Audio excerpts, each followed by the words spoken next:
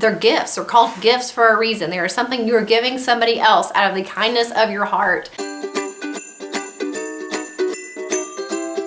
Hey everybody, it's Becky. Welcome back to my channel. I feel like I haven't talked to you guys in forever, and I have something I really want to share with you today, so it feels really good to be able to sit down and get this video up for you guys. So with Christmas and the holidays coming up, so much emphasis right now is put on gifts. And I love sharing gift-giving videos with you guys. I do my what I got my girls for Christmas videos every year. I do it for what we get them for their birthdays and also what we put in their Easter basket. So I love making those videos for you guys, and I love sharing with you what we're giving them to kind of give you ideas of maybe some things you could get for the kids in your life. But that's really not what Christmas especially is about.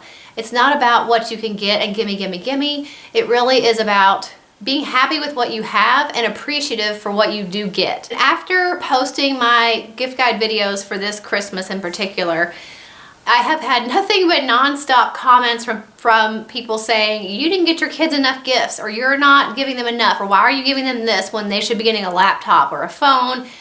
And it's just crazy, all of the comments that I've gotten over the last few weeks. It's quite entertaining, actually, if you scroll through the comments of those videos. There's actually 4 videos I did this year. One of what we got our oldest daughter for her tree gifts, one for her stocking, one that is what we got our 7-year-old for her tree gifts, and then one for what we got in her stocking. But it seems to mostly be the negative comments are on my oldest daughter's videos. I think it's just because that age range is watching a lot of that. The 12 to 14 kind of age range tend to be the most negative comments that I've been getting. Not all of them, but a lot of them, they have said, you know, they'll say, I'm 12 or I'm 13, this is a stupid gift, and blah, blah, blah. So you want a little bit of entertainment in your day, go ahead and scroll through the comments of those videos. I'll link them below for you guys. It's quite entertaining. So many of those comments were saying, you didn't give your kids the right amount of gifts, and you're cheap because they only got 6 tree gifts this year, or you don't give them the right presents. And I'm asking for a laptop for Christmas, or I'm asking for the new iPhone, or whatever these comments are. And most of them are still there, except for the really rude ones I erased. But the rest of them, I left them on there. But I think it's interesting to go through those comments and read what a lot of these kids are saying. I'm not saying that all the kids in that kind of age range were leaving negative comments. There were a lot of really nice positive comments from kids in that kind of 12 to 14-year-old age range. And I really, truly appreciate those nice comments. But unfortunately, most of the negative comments came from 12, 13, 14-year-old kids who are getting on there saying that I'm a bad mom, I give bad presents, I'm cheap, I don't give my kids enough, why are they only getting a certain amount of presents? So all that going on these last few weeks has really motivated me to make this video. And I'm sorry it's a very long intro. But this video is really how to not raise a greedy and selfish child, like a lot of these kids are in these comments. And it really makes me worry about what these kids that are leaving these comments are gonna be like when they grow up, if they don't get this mentality out of their brain about it's all about what I get and how much it costs and how many of them I get. If that mentality doesn't change when they get older, I really am worried to see what this generation is going to be like when they are adults. It's kind of worrisome and alarming. If at 12, 13, 14 years old, they're already expecting laptops and the newest iPhone and Louis Vuitton purses, when does the greed and the high expectations end? You know, do they ever end? So if you notice the thumbnail, I have Dudley from Harry Potter. If you've seen the Harry Potter movies, you know that Dudley is like this super indulged rich kid where his parents buy him so many presents, and it was his birthday and he gets 36 presents, and he's mad because the year before he had 37 presents. And of course they make it funny and overdone in the movie, but it really is kind of the mentality that I'm seeing in a lot of these comments from these younger kids. Not all of them, but a lot of them. And so in the movie, to appease Dudley, they take him out and get him even more presents. And it's funny in the movie, but it really is not funny, because a lot of these kids have left comments that are exactly like what Dudley would have said or how he's talking in the movie. They're leaving these comments, and this is real life. And my kids aren't perfect, and I'm certainly not perfect, but I am trying my very best to raise appreciative children who are not greedy, who are generous, and who are appreciative and thankful for whatever they have and for whatever they get. So in today's video, I am sharing 5 practical tips for how to not raise a greedy and selfish child. The first and main tip that I have is to cut back. This is something I didn't do either. When I had one child, and quite a few years ago, about 10 years ago, 9 years ago, we just had one child. And every occasion that there was to give her gifts, we gave her so many things. I mean, way more things than she should have gotten because, you know, you love your children, you want to dote on them, you want to buy them presents and make them happy. And so I bought her way too many gifts. I learned pretty quickly that this was actually a mistake because it was overwhelming for her because she had so many gifts. She couldn't even tell you what she got, maybe more than one or two things. Otherwise, she could not remember what we even got her. It was just overstimulating for her to open so many gifts, and we didn't have room for all of those gifts. So I learned very quickly that that is not doing her or me any favors by just giving her this crazy amount of gifts. And of course, like you guys, I love my kids and I love buying them things. I love the excitement of them wondering what's in the package. I love their faces when they open them. I love giving them gifts, but I literally have to force myself to cut back. It's not that it's easy for me not to get them, 25, 30 gifts. But I really do have to cut back because I know it's not good for them. It's not good to overindulge them. And it isn't really a money issue. It's a do what's best for them issue. That's really why I do it ultimately, because I do love them, I really do have to cut back and not just give them crazy amounts of gifts, because that's just overindulging them and giving them kind of that, the more gifts, the more love kind of a theory. And that's definitely not the point of gifts. So that is my number one main tip, is to cut back. Even if you have to physically go through and, like, if you've got a pile of gifts and you're like, this is too many, go through them and maybe save other gifts for other holidays or occasions, because giving them ridiculous amounts of gifts is just feeding into that mentality that the more gifts I get, the more they must love me, or the more gifts I get, the more I need.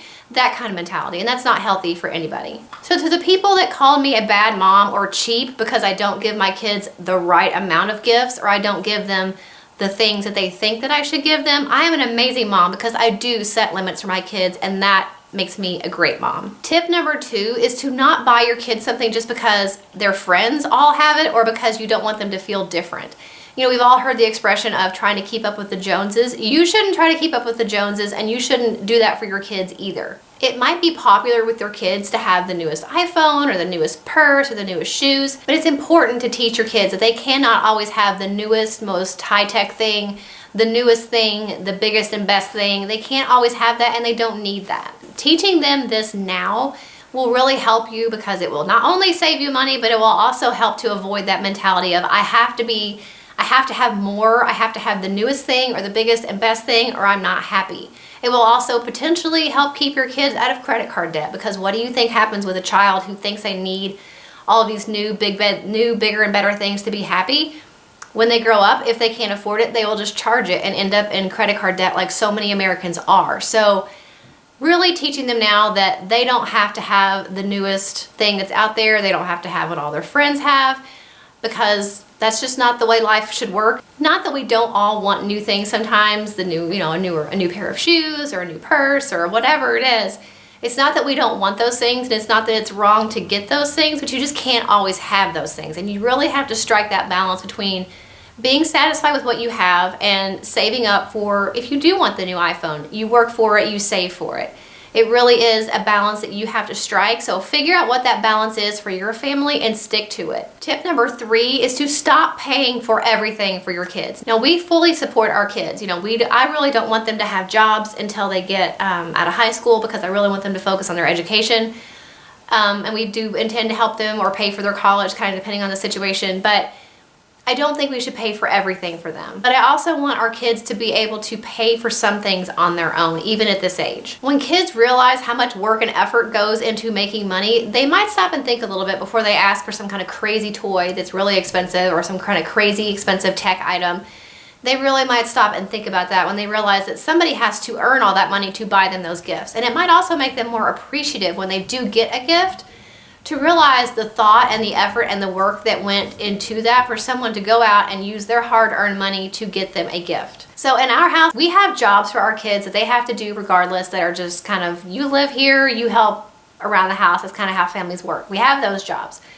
I also have a list of jobs that are paying jobs. So my kids know if they need money and they don't have any money, that's how they get it. They can pick jobs from that list and do as many as they want, and I will pay them to do those jobs. So if they need money, they know how to get it. And also, I do not usually pay for things for them that I don't agree with. Now, not things I don't agree with morally, But if it's something they don't need, that is just really ridiculous, or something super trendy that I don't think they're gonna wear or use for very long, or something that's just those kind of things, I usually do not buy those things for them. An example of this was my oldest daughter really wanted a pair of those like fringy booties that all the girls are wearing, like the little fringe on the side. And I just really was against that. I think they were way too trendy.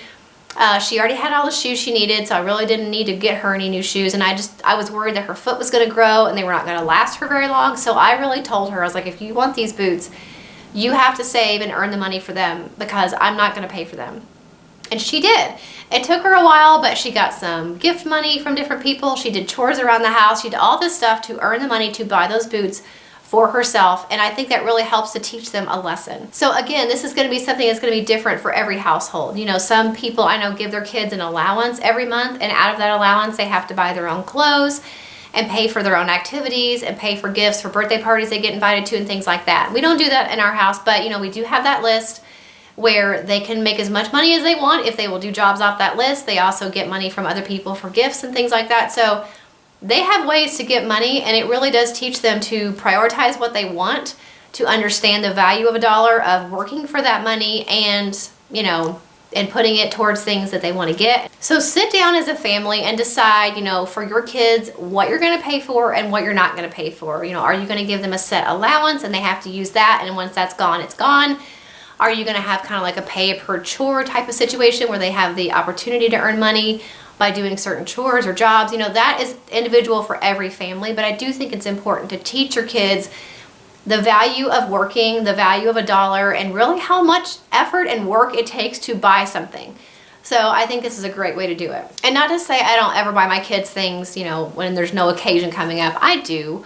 You know, I'll get them little trinkets here and there. And of course, like I said, we pay for all their activities and things like that. But for the most part, you know, if it's not a gift-giving occasion coming up, and if it's something like the boots or something like that, you know, they need to do that on their own. My next tip for how to not raise a greedy and spoiled child is to let your kid be involved in the gift-giving process for somebody else. So this really helps to teach them to focus on what they are giving rather than what they are getting. Our girls will take turns going out with my husband, and then they'll go out with me to buy a gift for, like my girls will go out with my husband and they'll buy a gift for me, and they'll go out with me and they'll buy a gift for him. So that's kind of part of the process of really helping them to think, what does the other person want, and going out and actually getting it and wrapping it and putting it under the tree or whatever, if it's for the birthday or whatever. They get so excited about those gifts when they know that that person is going to open the gift from them. So really get your kids involved, whether it's somebody's birthday or it's Christmas or whatever gift-giving occasion it is. You know, get your kids involved. That really helps to take all the attention and focus off of what am I going to get, and put it on somebody else, and the joy of giving somebody else a gift and being excited to see that person open their gift. I know for me personally, I mean, I like getting gifts, but I am more excited about seeing what I give people than I am about what I'm going to get. And I really want my girls to feel that way too, because I want them to have a generous spirit and a giving spirit. And I think helping to get your kids involved in the gift-giving process is really a great way to do that, and it's fun. And my last tip for how to not raise a greedy and selfish child is to teach your kids to always say thank you. First of all, by example.